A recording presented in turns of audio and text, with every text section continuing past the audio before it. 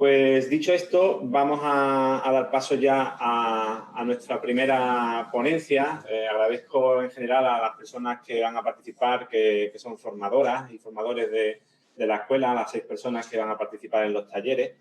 Pero ahora quiero dar paso a la persona que nos va a acompañar en los próximos minutos, dando esa conferencia, esa ponencia inaugural que hemos denominado Voluntariado, crecer en tiempos de incertidumbre. Como podéis imaginar con el título, pues hemos querido dar un marco de referencia para la realidad que vivimos en este momento, la que cada uno individualmente pueda estar viviendo también, pero también orientada también a la ayuda a los demás y a cómo podemos ser válidos como personas y también como personas voluntarias, en este caso, hacia las situaciones de necesidad. Para ello nos acompaña Silvio Bueno. Silvio es licenciado en Teología y ha estudiado Filosofía. Ya ha colaborado con nosotros, en concreto con la Plataforma de Sevilla, en algunas sesiones, en algunos seminarios. Y por resumir su extenso currículum, lo que podría contaros es que es una persona que dirige la formación de la empresa Iprende, que es consultor o ha sido consultor de AIM Consultores, ha sido el director pedagógico de algunos centros educativos, profesor de primaria y secundaria, pero también tiene relación con el mundo de lo social desde siempre y ha pasado por diversos espacios de intervención social, como han sido un centro de menores con expediente de protección en San Fernando, en Cádiz. También lo ha hecho en asociaciones de intervención en Sevilla, como Algazara o AES Candelaria, educador y cuidador de noche en un centro de reinserción de adultos en Barcelona, y luego se dedica a asesorar a colegios, a instituciones en general. Lo ha hecho en Málaga, en San Fernando, en los servicios sociales comunitarios de diversos lugares, en Jerez de la Frontera y también en Cáritas, en Cádiz, en fin. Tiene un extenso currículum. De todas maneras, Silvio, buenos días. Buenos días. Creo que podemos ver a Silvio, Juan Carlos. Gracias. El técnico que aquí está controlando las cámaras.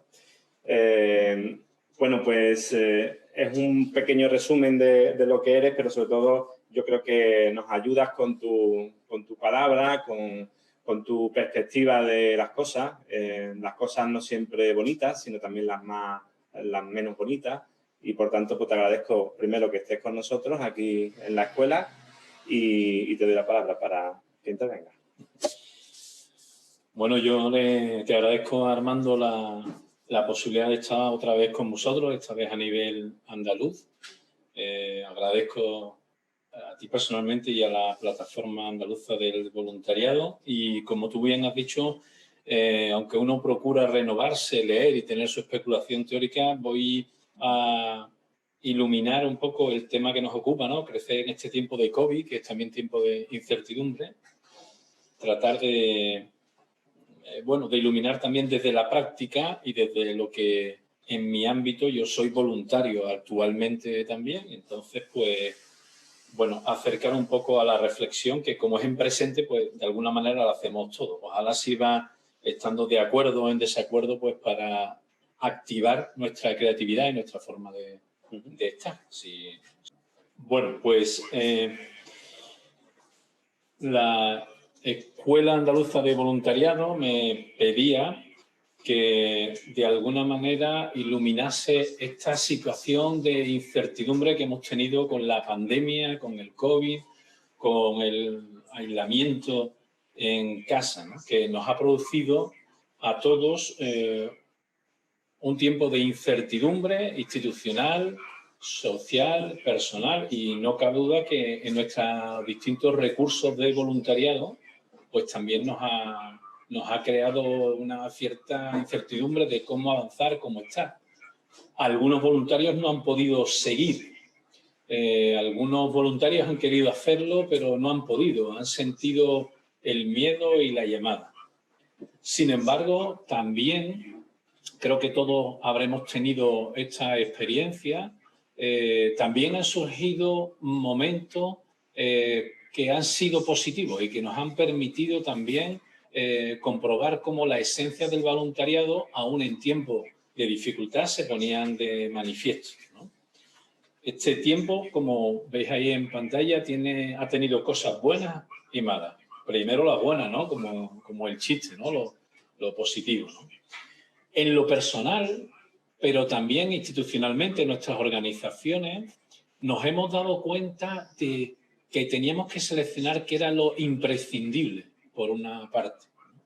Y eso ha sido positivo, que es lo que no puede desaparecer de nuestra esencia. Y la hemos estado buscando para poner en marcha quiénes somos. Hemos necesitado, los particulares en las casas, ¿no? También ajustar no las cosas externas, sino lo que me permite seguir conviviendo con los míos, con mi vecino, en mi piso, en mi barriada, y estar atento a lo interno. Hay mucha gente que, si esto en principio era una desgracia, ha descubierto el valor de estar al lado con su pareja, de las cosas creativas que no se había dado tiempo y que son suyas. Ha podido también compartir, no solo, siempre decimos tiempo de calidad, pero hay cosas que necesitan tiempo en cantidad para poder crecer. En mi experiencia también, yo ahora vivo en San Fernando de Cádiz, hemos visto cómo los voluntarios se han reconvertido. Había gente que en bloques de piso se han puesto en común a hacer mascarilla cuando nos la pidieron. Hay gente que ha ofrecido su plataforma de voluntariado para que otros particulares se unieran a ellos llevando alimentos a sitios donde no se llegaba. Hemos visto redes de jóvenes y redes de vecinos que han hecho llegar medicamentos, alimentación a diversos sitios. Hemos visto como lo mejor de lo humano, cuando, entre comillas, sentíamos que la especie humana está atacada, se ha puesto en marcha e inmediatamente ha generado ayuda. Y tras la ayuda, sensación de hermandad, de solidaridad y paliar la soledad. Y todo eso ha sido muy positivo. Pero también hemos visto reacciones negativas que hemos sufrido también en nuestros recursos, en nuestras entidades de voluntariado. En general es que para mucha gente se ha fomentado, o esta situación ha fomentado la desconfianza. ¿Quién me podrá pegar, inocular esta enfermedad? ¿Dónde están yendo los que están a mi alrededor? Y bueno, ¿qué me puede pasar a mí? Ha habido un miedo, puesto que también se sucedían las noticias de una semana para otra al descontrol, a que no sé cuánto dura esta situación. Todos recordamos los primeros momentos de gente haciendo acopio de alimentos, la famosa campaña del papel higiénico, de ir a las farmacias a pedir todo lo que se podía, ir a los supermercados a arrasar con determinados productos según salía. Un descontrol en el tiempo y en el espacio que nos hacía descontrolar también nuestro interior. Esto a veces ha hecho fomentar la exclusión, o sea, junto a cosas positivas de buscar cómo ayudar, hay gente que ha temido a sus vecinos, ha temido a sus autoridades, ha temido a las reacciones de la gente de mi bloque, de mi piso, de mi barriada, quién se acercará, quién traerá, están teniendo hábitos sanos o no. Y eso nos ha hecho a veces separarnos de otro, temer al que está a mi lado. Cuando ha ido alargándose el tiempo de confinamiento y se ha notado precisamente al final, hay mucha gente, tanto personas mayores como también gente joven, que ha tenido miedo a salir cuando eso tan anhelado que queríamos, que era ir a las calles, de alguna manera ha habido una reacción instintiva de defensa de prefiero quedarme en mi jaula porque la conozco. En personas mayores ha habido una desorientación. Eso ha dificultado la integración y el poder volver a tomar hábitos normales. Y mucha gente ha temido volver a arriesgarse, volver a ir a por los otros, volver a las zonas donde yo desarrollaba mi vida. Indudablemente, para las entidades de voluntariado esto ha sido un lastre, porque dependiendo de la edad de sus miembros, de sus componentes, a veces hemos perdido a muchos efectivos para poder realizar nuestra labor. además de las personas que directamente estaban afectadas por la enfermedad. Pero quisiera profundizar un poco en este aspecto negativo, en esta parte del miedo que nos ha asolado de una manera, en algunos casos, común a todos, o al menos la incertidumbre sobre qué pasará. Y de hecho aún estamos también calculando hasta dónde puedo llegar, hasta dónde puedo relacionarme, qué proyectos puedo hacer y qué cosas tengo que abortar ahora mismo para poder seguir. El miedo ha provocado reacciones emocionales desbocadas. En mi barrio, que hay gente muy buena, y en San Fernando de Cádiz, hay gente que ha saltado para ayudar unos a otros, para ayudarse entre vecinos, ¿vale? Pero también ha habido gente que le ha afectado negativamente. Dos reacciones que pueden parecer contradictorias y tienen el mismo origen, que es el miedo. Unos se han venido abajo. Es lo que técnicamente a veces llamamos impasse, con natos de depresión, gente que se ha retraído mucho. En algunos casos, cuando ha habido más desestructura personal o familiar, han vuelto a aparecer cuestiones de adicciones, de alcoholismo, de algunas de estas cosas. Y digo, con el mismo origen, pero una reacción que parece contradictoria, alguna gente entró en pánico. Y el pánico en grupos donde existe una cierta desestructura provoca el pánico y a veces la violencia. La violencia hacia afuera, la violencia hacia los vecinos, algunos momentos de desbocarse. Dentro de las casas, como digo, en algunos casos, pues mira, ha habido parejas que se han reencontrado, incluso padres e hijos que han tenido más tiempo, pero hay gente que vivir en casa ha sido un suplicio. A algunos menores en situación de riesgo, eso es lo peor que le podía pasar. Y enfados, por lo que he visto, inmediatamente de terminar también la época del confinamiento, ha habido un montón de divorcios, se han elevado. Alguna gente ha tenido pánico y de ahí enfados con los suyos propios, ¿no? Yo creo que para todos nos resulta esto familiar, pero todo esto influye en nuestros voluntarios. ¿Por qué se producen estas reacciones? ¿Por qué se produce este miedo y esas defensas a veces inhibitorias y otras demasiado violentas hacia afuera? Vamos a acudir al paradigma de explicación del cerebro triuno, que seguro que muchos de vosotros, porque estáis formados en el acompañamiento de personas, pues lo conocéis.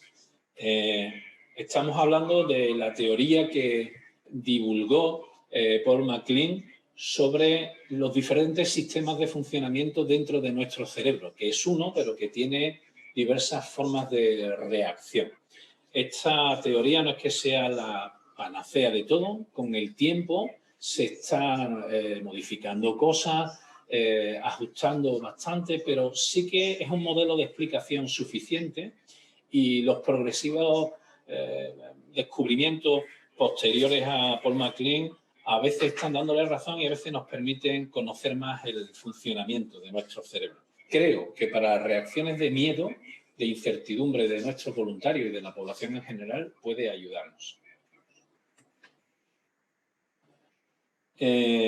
Básicamente, y de una manera divulgativa, si alguien quiere las preguntas, pues podemos ajustar un poco más, aunque no sé si tenemos tanto tiempo. El cerebro humano, aunque actúa, digamos, haciendo visual lo que serán las conductas de las personas, tiene diversas formas de reacción. Hay una primera reacción que llamamos reptiliana y que adjudicamos al cerebro reptiliano, decimos, porque es el tipo de conducta de los seres vivos que tienen, digamos, en la escala evolutiva un nivel más bajo. Y se trata de un sistema de supervivencia.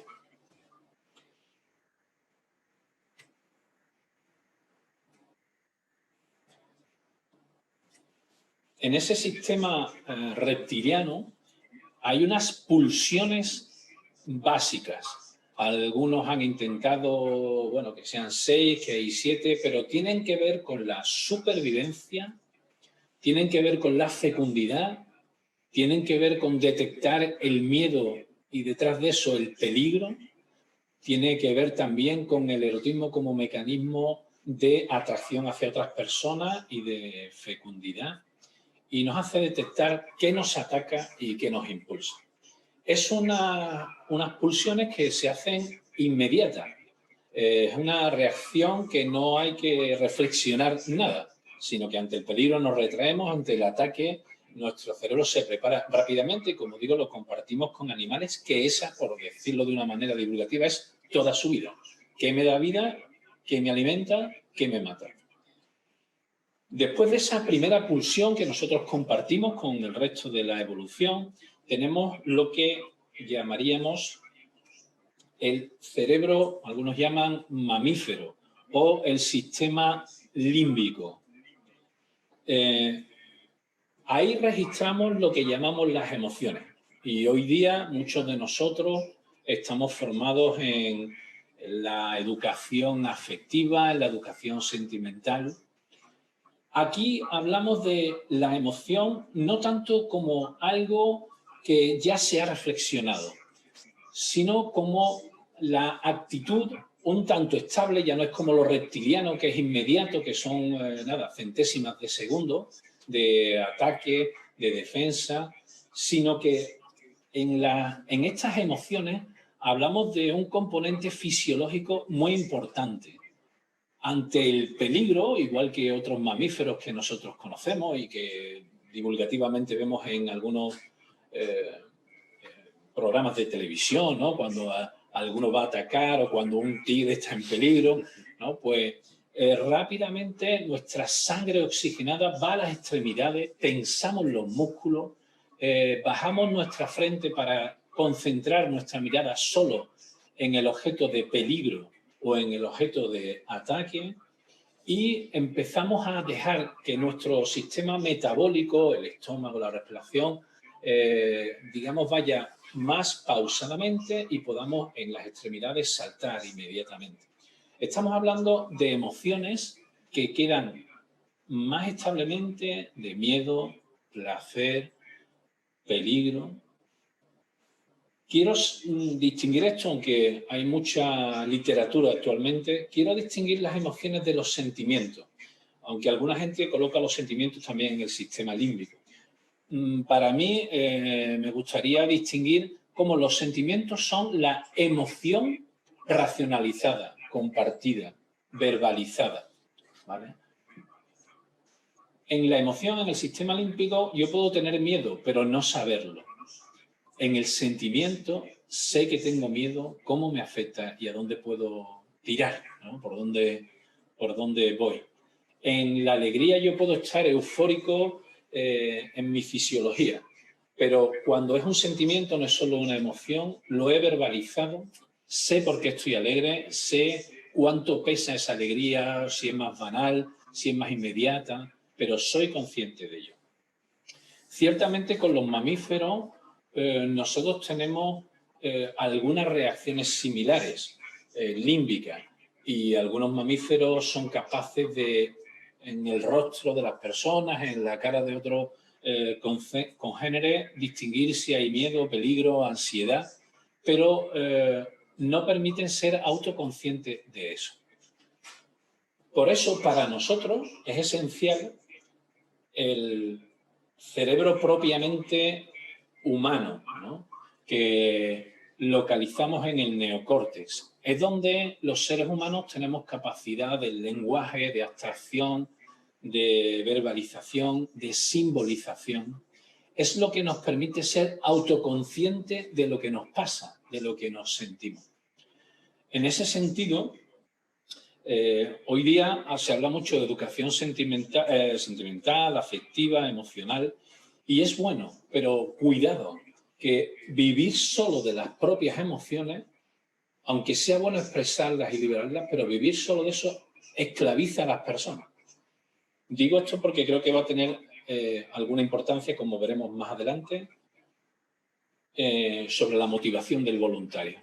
Es decir, la persona que mira la vida, regula la vida, mensura la vida, mide la vida solo a través de sus emociones. Incluso si todo su conocimiento tiene que pasar por su interior, por cómo lo ve, la persona en el fondo queda atrapada en su propio yo y es una de las mayores esclavitudes.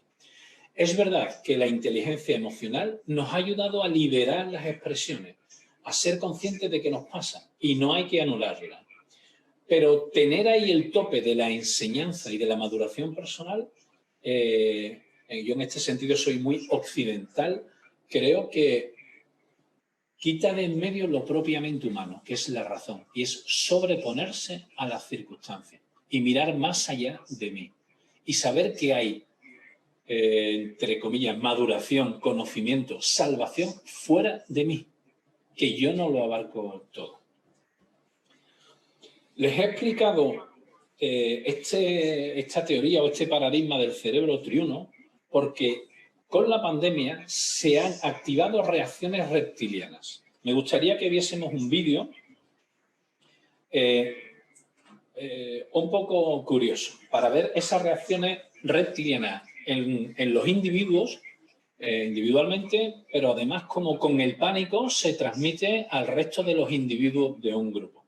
Vamos a ver cómo unos peces, probablemente unos salmones, remontando el río, captan que alguien les pesca y para ello eso es una señal de peligro. Pero el que entre el sistema reptiliano sin ningún tipo de filtro hace que lo que era un sistema de defensa se convierte en un sistema de muerte para los propios peces y además un sistema de muerte entre ellos mismos. Pero lo vemos mejor.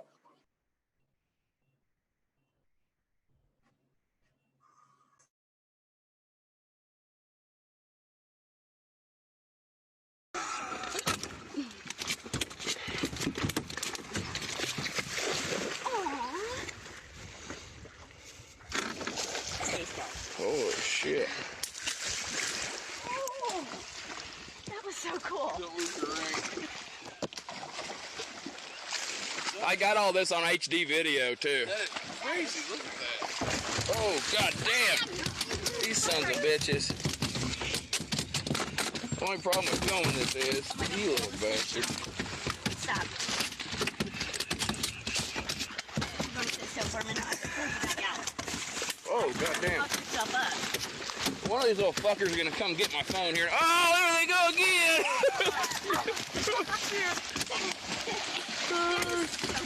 Oh, god damn, what the hell? What the fuck? Oh, they're getting, oh no! Oh my god! Holy fucking shit! Oh shit!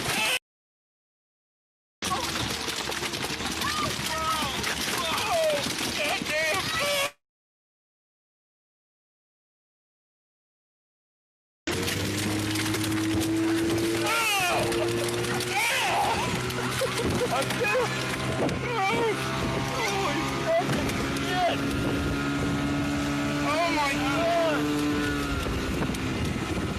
Oh my god! Look at this shit! That was so cool. Got a whole boat full. Look how old. ¿Qué hemos visto en esta secuencia? Como digo, unos peces remontan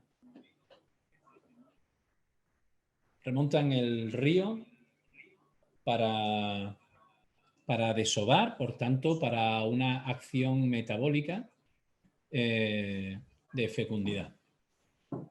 Pero alguno de ellos capta que hay un peligro. El nerviosismo de ese peligro hace no que eviten la barca, o sea, que eviten a quien le puede matar, sino que se acercan más a ellos, se cuelan en la barca, como habéis visto bien, y por querer defenderse sin ningún tipo de racionalización, lo que hacen es matarse. Pero no solo eso, sino que la transmisión de peligro, que en las especies depende unas de otras, en los humanos se han hecho avances en los cromosomas espejos como empatización también de situaciones de bondad o de peligro, pero en este caso la situación de peligro se hace común en todos los individuos de este grupo. Y finalmente entra el pánico, es decir, unas reacciones desbocadas que aparentemente deberían salvarles y que lo que hacen es que se maten unos de otros y que además acudan a la situación de peligro sin saber. No solo eso, sino que tienen que remontar un río, como ustedes ven, y se desorientan en su dirección. Ya no van hacia arriba, incluso van hacia abajo, tratan de atacar lo que huye. La sensación de pánico es lo que hace que finalmente su sistema reptiliano le esté ayudando a morir. Sabemos que esto ocurre en otras especies, ¿no? Orcas o ballenas que se desorientan en su sistema de movida porque a veces un pequeño peligro no bien mensurado se convierte para ellos en algo que produce pánico y al final el efecto contrario, la muerte. ¿Qué pasa? Que nosotros no somos animales. Nosotros tenemos la racionalización. Nosotros tenemos nuestro córtex. Nosotros tenemos nuestro cerebro cortical. Nosotros podemos, ante una situación de peligro, por muy fuerte que sea, por mucho que haya invadido, digamos, nuestro cerebro, podemos valorar si es una situación de peligro permanente, global, si está delimitada, qué cosas puede hacerme daño, pero en qué parte no. Pero eso lo hacemos si no dejamos que esas pulsiones y que el miedo animal nos invada, ¿no? Técnicamente algunos han llamado esto, Daniel Goleman lo estudia también, el secuestro de la amígdala que está dentro del sistema límbico. Entra el miedo y no veo nada más. A mucha gente en nuestra sociedad ahora y también a nuestros voluntarios les ha entrado un miedo global, un pánico global y les ha inmovilizado para no hacer nada, para hablar constantemente de lo mismo, para solo detectar quién me infecta y quién no me infecta. Así no podemos vivir. Precisamente nuestra racionalidad es lo que hace, lo que pone de manifiesto que el hombre es más que sus circunstancias. Y por decirlo así, la figura del voluntario es precisamente aquel que se sobrepone a lo que le ocurre inmediatamente para generar un proyecto y una salida noble, humana, que pone de manifiesto la esencia de la gratuidad, que es lo propiamente humano y que hace que nos ayudemos. No tenemos reacciones de pánico, de manada, de salir unos detrás de otro corriendo donde nos matamos, donde el otro es mi enemigo, sino que mi capacidad de reacción hace que sepa que el otro es mi vecino, mi congénere, mi hermano, dirían algunos. Y por tanto que podemos delimitar qué peligro es ese. De hecho, la gran obra universal de la humanización es que el hombre es más que la circunstancia y el lugar físico donde está y lo que le ocurre.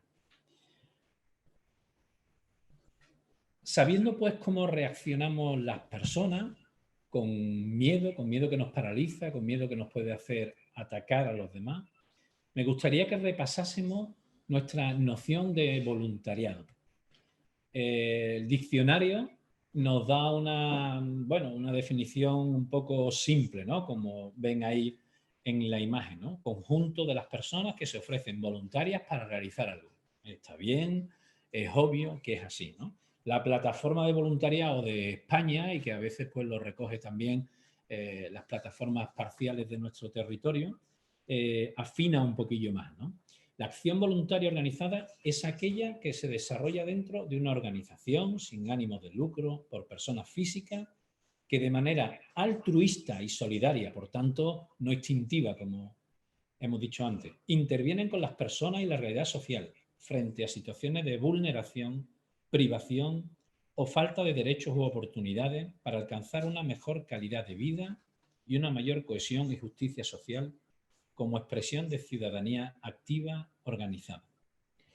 Aunque con más palabras, mucha gente diría, bueno, normal, o sea, lo que es propio de la voluntariedad, ¿no? de lo gratuito. Pero como decimos, aquí emerge lo propiamente humano, que no actúo por reacción, no actúo por lo que se me debe, ni siquiera actúo del todo por una justicia en el sentido de tú me das y yo te doy, sino que el espíritu humano hace que uno entregue y vea su identidad precisamente en lo que da. Vea precisamente su esencia de lo humano, se identifique también con generaciones pasadas, dándole a la propia humanidad lo que no se le puede exigir por justicia. Pero para eso hace falta una persona libre, libre también en sus motivaciones, libre de su instinto, libre también de su subjetividad. Por tanto, que cuenta con lo reptiliano, con lo límbico, con lo emocional, pero que también se sobrepone a ello. Como digo, hay motivaciones que, aunque haya voluntarios que acuden a nuestras asociaciones, a nuestras entidades, a nuestras plataformas, con una buena intención, pero si escarbamos un poco más, probablemente veamos que hay motivaciones reptilianas de supervivencia. Tengo que salir, necesito parte de la manada, necesito que alguien esté conmigo porque me da miedo no saber qué va a pasar en otro lado, que aunque vienen a nuestras asociaciones, se registran en nuestros archivos, pero realmente están, por decirlo así, en una actitud defensiva, aunque no lo parezca. Hay motivaciones límbicas, hay gente que necesita, perdonadme que sea un poco de caricatura, ¿no? Y lo parezca más negativo, pero necesita engordar su subjetividad, necesita hacer algo que le salga bien para decir soy bueno, necesita que alguien le vea como protagonista de algunas cuestiones. Son ahí motivaciones que, sin dejar lo reptiliano, tienen mucho de lo límbico en el sentido de autosatisfacción. Y aunque también ponemos su nombre en la lista de nuestros voluntarios, está muy dependiente de sus sentimientos. Algunos vienen a nosotros porque están en momentos depresivos o bajos y quieren salir un poco. Algunos vienen a nosotros porque quizá haya gente aquí que me puedan acompañar. Quizá yo sé hacer algo. Este tipo de motivaciones reptilianas o límbicas no son malas, pero para las organizaciones son caóticas. Digo no son malas, quizás nosotros tenemos que saber leer eso, porque, como digo, no pretendemos hacer, no sé, desaparecer ni nuestro instinto, ni nuestra capacidad de relación, ni nuestros sentimientos. Pero quizás sí podemos purificar y acendrar y profundizar en unas motivaciones racionales, que son las propiamente gratuitas.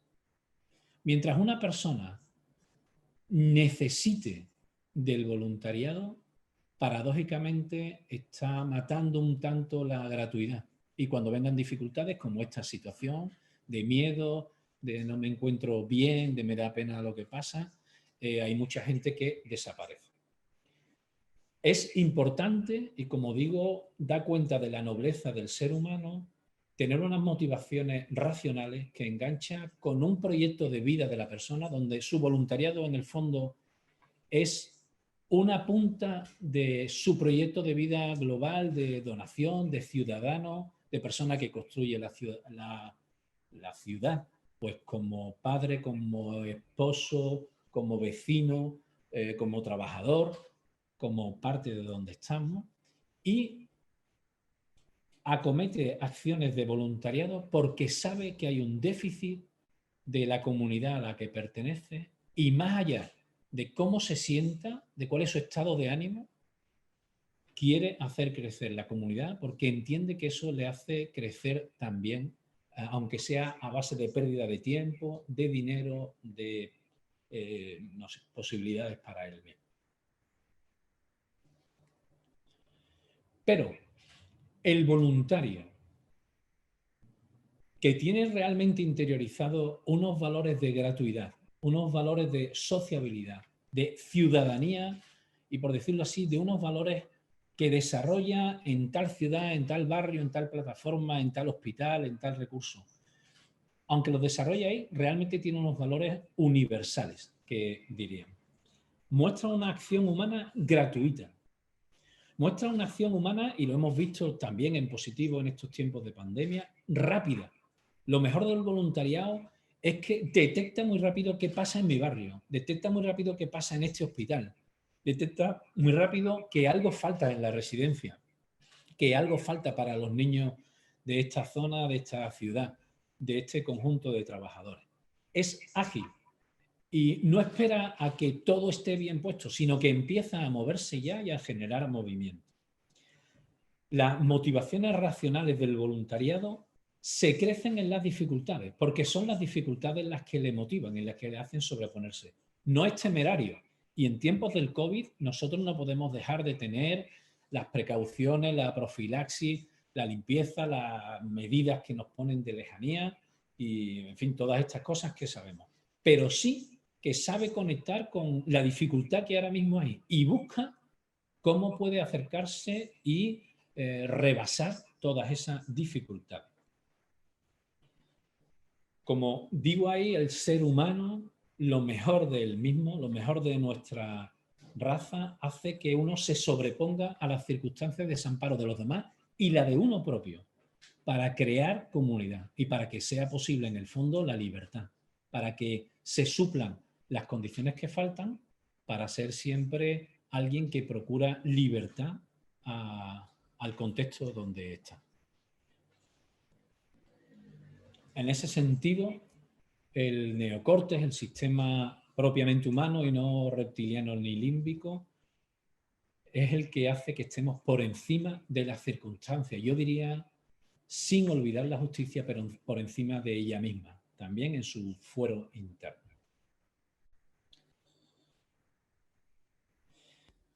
Me gustaría dejar, vamos terminando, algunos pensamientos al hilo de lo expresado y que pueden ser interesantes para los responsables de las entidades, de las asociaciones, de las plataformas de voluntariado.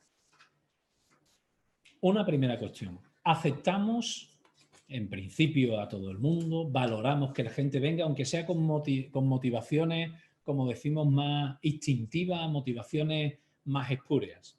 Pero es importante cuidar las motivaciones profundas. Llegará la gente a nuestra entidad como sea, pero hemos de hacerle ver dónde está el límite de nuestra asociación y lo que va a exigir de él mismo. Porque si no, a veces podemos jugar, algunas asociaciones no están tan así, pero en algunos casos podemos jugar con los usuarios de nuestras asociaciones y dejarlos tirados en determinado momento. Aceptamos a todo el mundo, pero no nos sirve solo registrar su nombre, archivar su presencia, sino cuidar las motivaciones a largo plazo en el contacto con la persona voluntaria que acude a nosotros.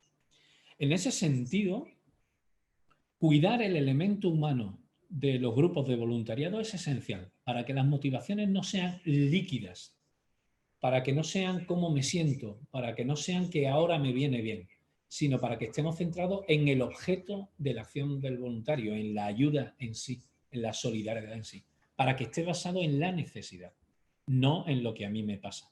Indudablemente no nos olvidamos de la persona, de las circunstancias, del voluntario. Es bueno que nos haga costar qué tiene, qué puede ofrecer, cuáles son sus límites físicos o psíquicos. Pero creo que las plataformas y las asociaciones de voluntarios que no cuiden las motivaciones de sus miembros están destinadas al caos, al fracaso o, como sabemos bien, a que una o dos personas estén cargándose todo el trabajo continuamente con una dificultad grande para hacer equipo y proyecto. Por eso creo que es bueno compartir nuestras motivaciones y sugerir las motivaciones trascendentales. Las motivaciones trascendentales significan que están puestas más allá, eso es trascender, de uno mismo. Más allá de mi momento, sino de la objetividad del problema que vamos a intentar ayudar o apoyar.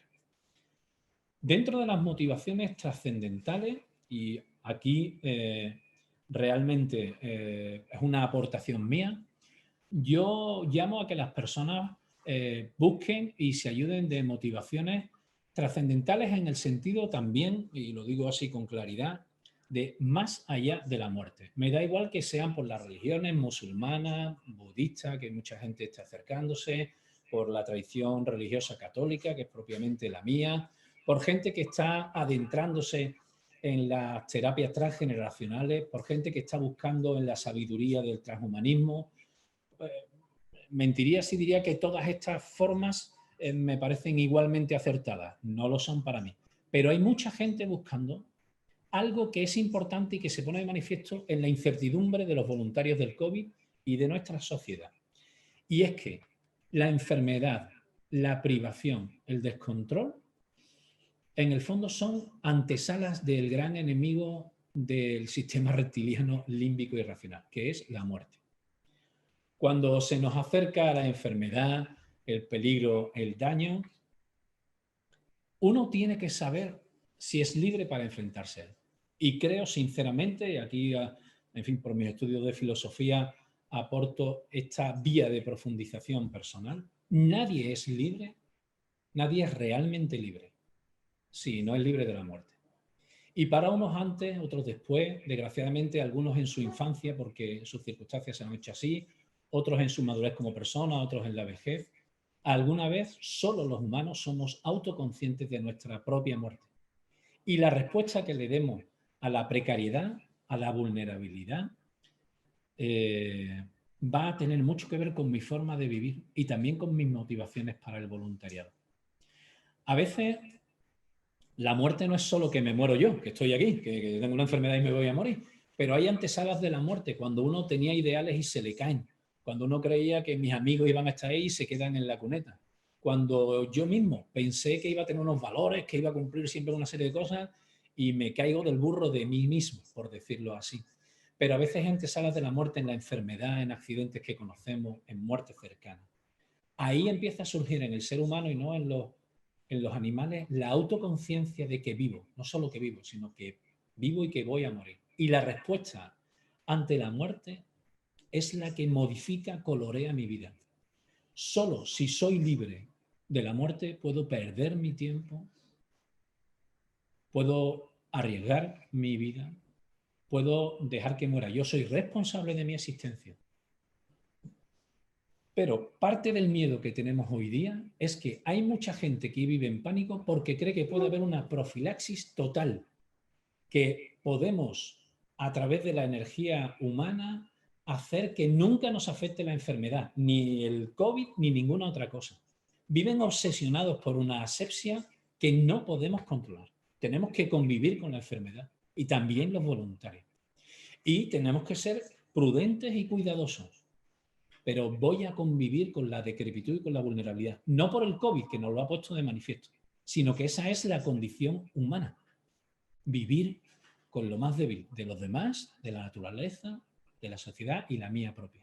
Y sin embargo el hombre, el voluntario, sobreponerse a esa debilidad, buscar afianzamiento. Creo que eso ayudaría mucho a profundizar, aunque nadie tenga que ir a morir en un voluntariado, ayudaría a profundizar en unas motivaciones más sólidas y, no obstante, acompañemos a todo el mundo que se acerque a nuestras instalaciones y asociaciones para que profundicen por qué están allí. Los que sepan verdaderamente cuál es su motivación, cuando todos desaparecen, ese voluntario estará en el barrio, en la residencia, con sus vecinos y no nos fallará. Ojalá podamos vencer la incertidumbre con nuestra gratuidad pensada y humana. Muchas gracias. Muchas gracias, Silvio, por sumergirnos en estos planteamientos y en esta realidad que seguro que nos da claves para afrontar lo que nos viene y lo que estamos viviendo. Yo, conforme te iba escuchando, bueno, en parte me alegraba de que esto se pronunciara en una escuela de formación, porque en parte creo que una de las maneras para ser conscientes de la propia realidad de cada uno por encima de emociones y sentimientos es la propia formación en torno a lo que uno está haciendo, ¿no? Que es algo que es lo que pretendemos también de alguna forma en estas escuelas, no solamente movernos por los sentimientos, sino también por la capacidad de cada uno en su nivel, en su espacio, en su territorio, que en Andalucía pues, es muy variado, pero sabiendo, pues eso, lo que uno quiere hacer en la vida también un poco, ¿no? Yo te plantearía o te preguntaría si esa esa formación o ese pararse, ¿no? Que muchas veces también decimos en las entidades, ¿no? Que lo importante que es buscar espacios de encuentro para los propios voluntarios. Es algo indispensable en una organización con independencia del sector al que atiendas, con independencia del punto de mira donde hagamos las cosas. Porque a veces se puede pensar que esto es más para personas que puedan estar en contacto con hospitales o en contacto con una realidad más afectivamente más intensa. Pero no sé si hay que tener conciencia del regalo que uno hace, debe ser un poco a todos los colectivos a los que nos dirijamos. A ver, con respecto a lo que decías de la formación y que apareciera aquí, ¿no?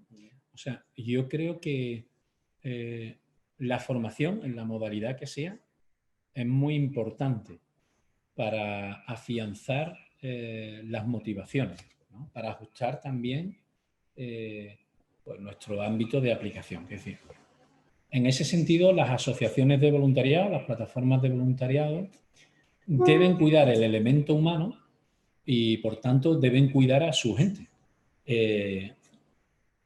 Y porque la autorreflexión, primero, nos ayuda a compartir, segundo, nos ayuda a saber y, sobre todo, nos da cuenta de las preguntas que tenemos. Algunas cosas no es solo que alguien venga y nos diga una respuesta, sino que es ir haciendo un camino como grupo, como asociación, para que sean conscientes de cuál es su riqueza, qué parte están atacando y cómo debe hacerse mejor.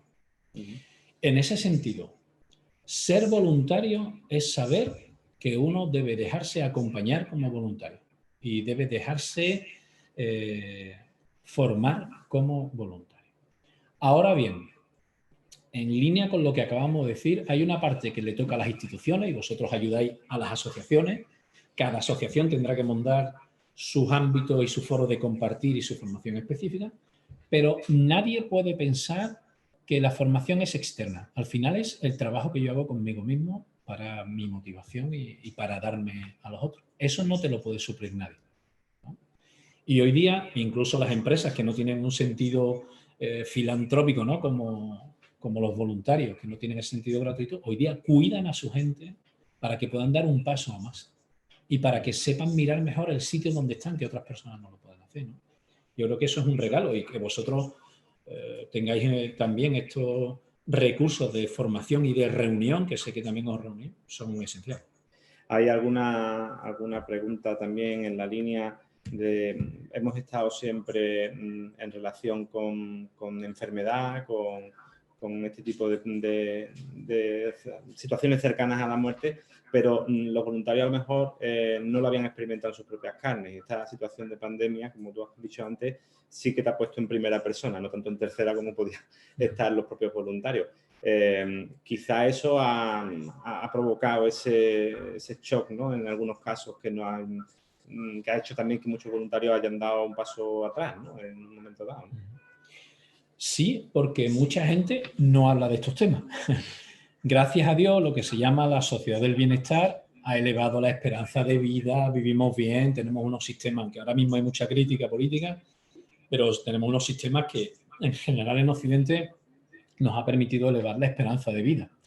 Hace varias generaciones que se te murieran varios hermanos, que hubiese familiares tuyos que fallecían, era normal. La enfermedad, la muerte, se retira a lugares especiales, a sanatorios, no pasa en casa. Si la enfermedad puede ser así, mejor. A veces la residencia, a veces muy necesarias, pero hace también que se aleje un poco más el dolor. Entonces no estamos acostumbrados a hablar, como muy bien has dicho tú, siempre la tercera persona. Y necesitamos hablar de esto. O sea, porque lo que ha pasado es que tengo que ayudarme a mí mismo a soportar la decrepitud, y si no hay más alimento, y si mi vida no está tan fuerte, y si a mí me toca esta cuestión, y qué consecuencias tendré. Te voy a ir planteando cosillas que van llegando. María Luisa, por ejemplo, nos dice que ella se ve más libre de compartir su propia muerte, pero no tanto de la de sus seres más queridos, o que no tiene tanta facilidad para la muerte ajena. No sé quién es, pero se ve que es sensible. Es sensible. Quiero decir, es un tema que yo puedo hablar aquí rápidamente y no se puede trivializar, ¿no? Y a veces también hablar de nuestros difuntos, por decirlo así, el problema es que remueve cosas de cuando estaban vivos también y de mí. Sin embargo, y ahí la educación emocional ha hecho mucho bien, es esencial verbalizar qué sentimientos hay. Porque si no, de manera inconsciente, sin que yo me dé cuenta, me están influyendo en el día a día. Están coartando mi actuación, no solo en el voluntariado, por supuesto, y lanzarme o retraerme, que muchas asociaciones han perdido a muchos voluntarios, sino también en mi vida normal. O sea, hay gente que empieza a retraerse con la libertad de sus hijos, a retraerse con lo que ellos quieren hacer.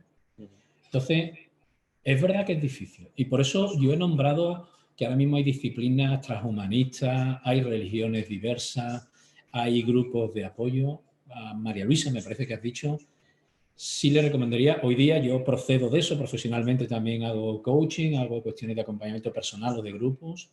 Yo creo que esto es esencial, porque si no sacas tus miedos se apoderan de ti y te hace daño.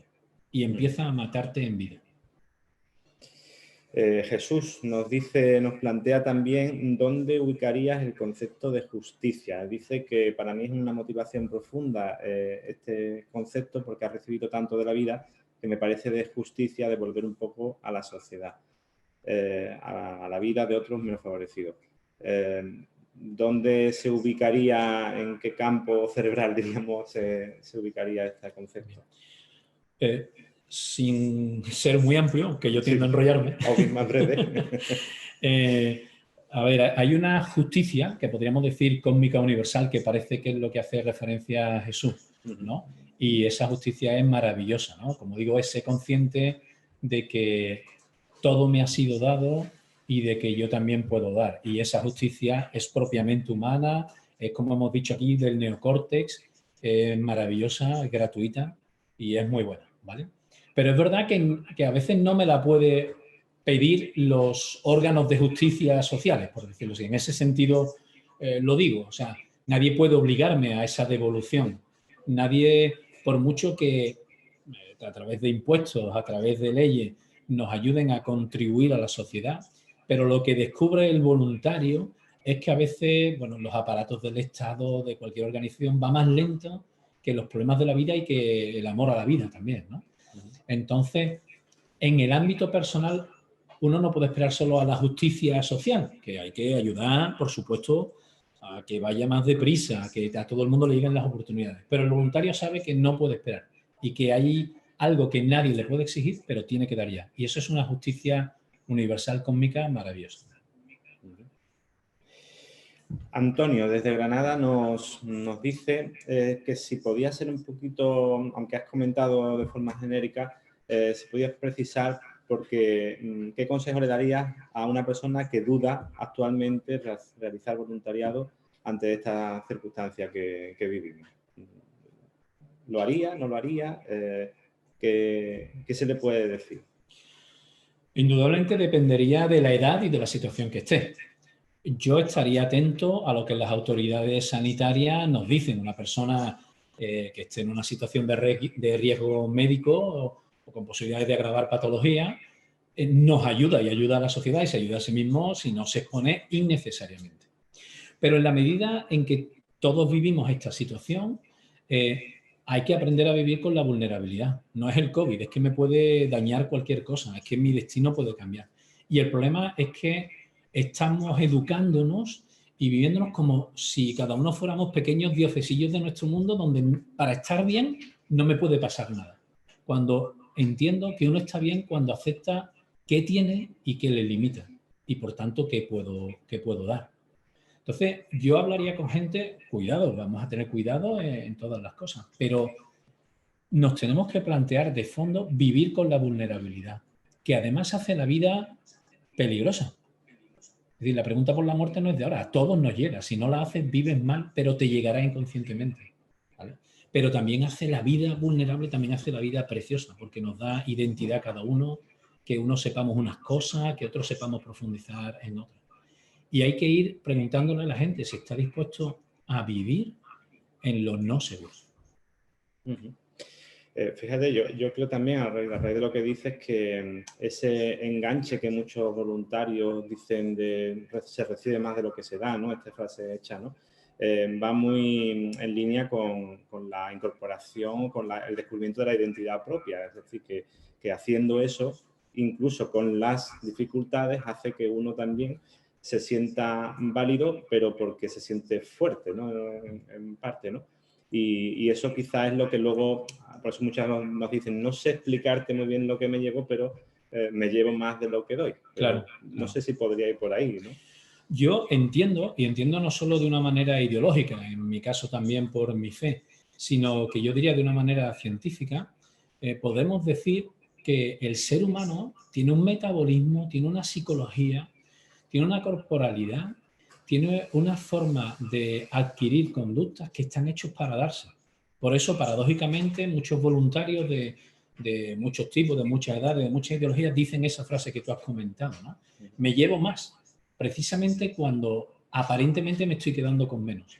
Pero es que parte de la identidad del ser humano no es el acopio, no es el acorazamiento, no es la cerrazón del yo sobre sí mismo, sino el descubrimiento de lo propio en la identidad también del otro, de lo común del otro y de mi diferencia con el otro. Entonces, digo, ideológicamente lo puedo pensar así, creo que Occidente está montado sobre eso, creo que nuestra diferencia también con el mundo de la naturaleza y con lo humano, pero es que además creo que es lo que nos ennoblece. Siguen llegando preguntas o comentarios. Antonio nos dice, yo hago voluntariado con personas usuarias y cada vez veo más que es súper importante la escucha activa, la empatía, saber pensar antes de responder, y me llena el que la persona se sienta escuchada y comprendida. Cada día aprendo, mejoro y descubro, ¿no? Así más bien una reflexión, ¿no? Y Luisa nos dice que aunque la muerte es parte de la vida, no estamos acostumbrados a hablar del tema. Sería posible, nos insta, ¿no?, un poco a hacer más talleres que se traten este tema con más profundidad. Me explico, yo como voluntario me siento con una armadura que me protege de la muerte y me siento segura como que nada puede tocarme. Bueno, ha habido ahí dos cosas, ¿no? Una labor de los voluntarios que ha expresado uno de los mensajes que tú has leído, ¿no? Y es ya el hecho de acompañar a la gente. Porque además esto que digo de la muerte y tal, es un camino que tiene que hacer cada uno. Y entonces a veces no es tanto que te den una píldora, que yo creo que sí, hay contenido, pero es también cómo vas tú asimilándolo, poniéndolo, atreviéndote a mirar algunas partes de la decrepitud, de la vulnerabilidad personal o de mi familia. Y entonces ese hablar y escuchar que ha expresado ese voluntario me parece maravilloso. Cuidado, alguna gente solo quiere que le escuche y se quedaría a un nivel del olímpico. Mírame. Y es esencial esa fase. O sea, no eliminamos esa fase, ¿vale? Pero como hemos dicho, sí es bueno ir pasando a motivaciones racionales, a salida de uno mismo.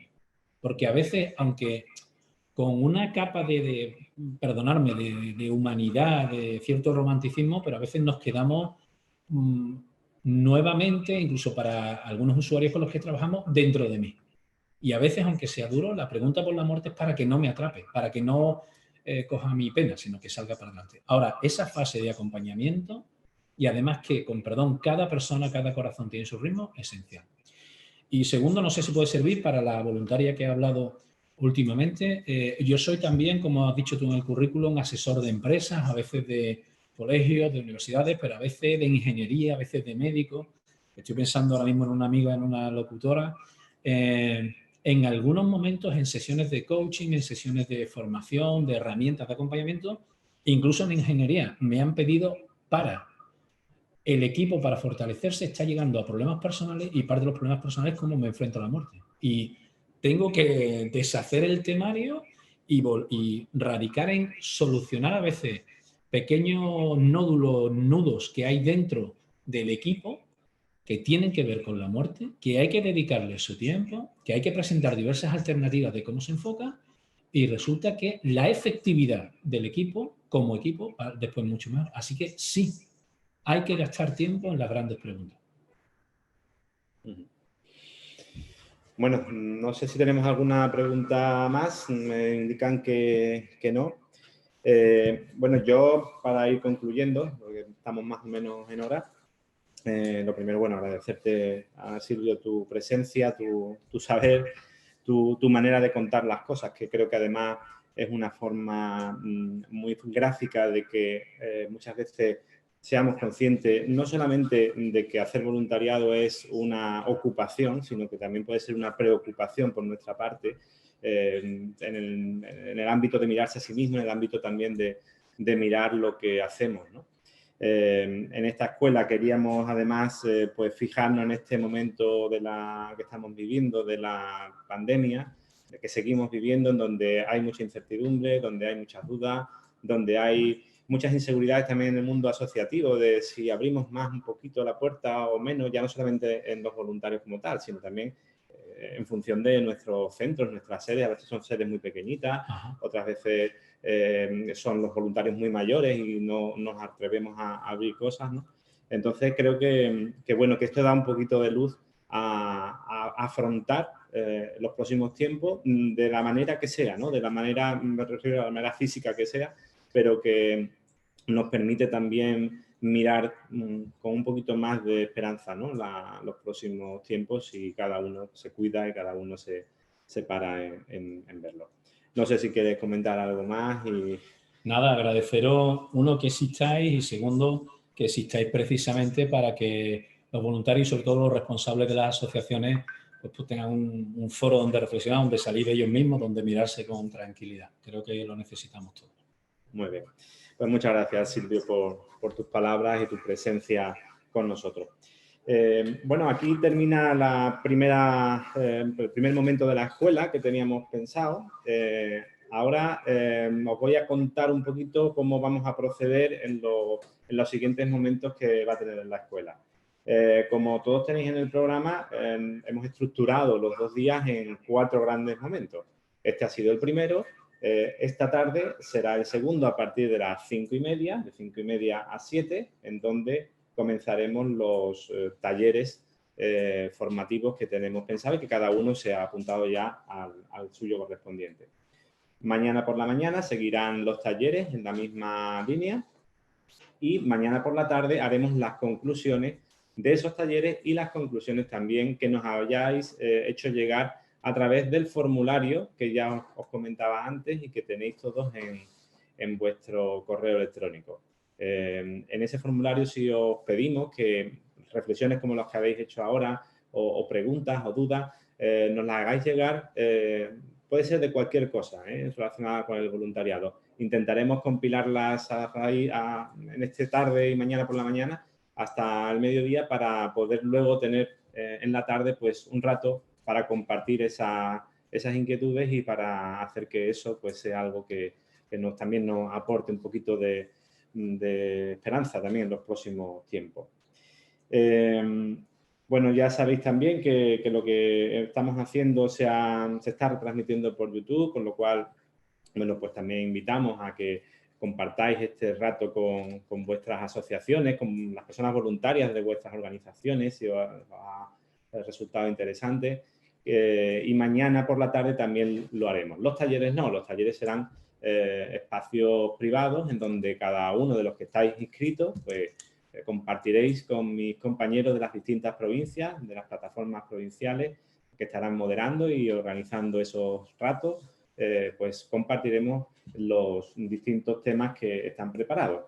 La salud emocional en el voluntariado, el impacto del cambio, comunicación en tiempos de aislamiento y el voluntariado en la era digital. Son los 4 temas que vamos a ir viendo a lo largo de estos de próximas horas. Bueno, creo que por mi parte nada más. Agradeceros vuestra presencia, este rato en donde hemos inaugurado, bueno, de otra manera nuestra escuela, y os agradezco mucho que estéis ahí. Espero veros mañana por la tarde otra vez. Bueno, más bien que me veáis vosotros a mí. Pero bueno, espero contar que sé que detrás de la cámara pues está mucha gente que sigue queriendo aprender y compartir lo que sabe, lo que es y lo que quiere ser a partir de ahora también como persona voluntaria. Así que muchas gracias por estar con nosotros. Nos seguimos viendo y buena escuela a todos.